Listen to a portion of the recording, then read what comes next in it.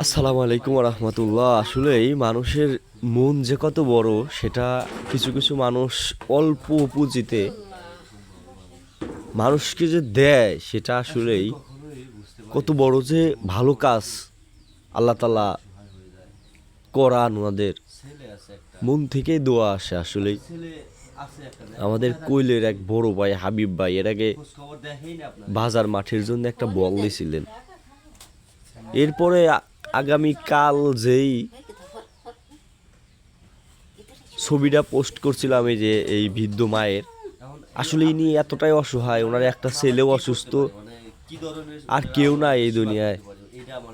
ভাইপুতের বাড়ি আইসা আসলেই আশ্রয় আছে বর্তমান, বিছানায় পড়া, দেখেন হাতে পায়ে পানি পড়ে গেছেন।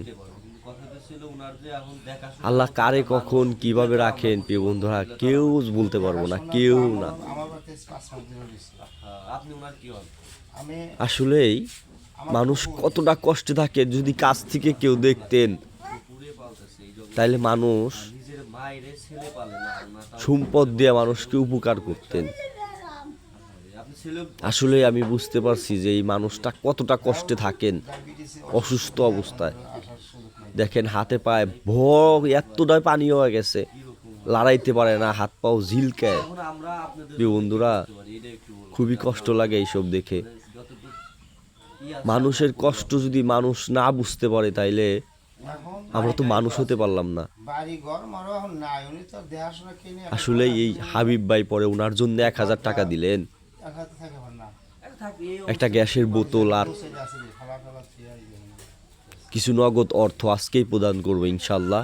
সকলেই দোয়া করবেন আমাদের জন্য, আমরা যেন এই কাজগুলো মৌত পর্যন্ত করতে পারি। প্রিয় বন্ধুরা মৌত পর্যন্ত যেন এই কাজগুলো ধরে রাখতে পারি, আল্লাহ যেন সেই তৌফিক দান করেন।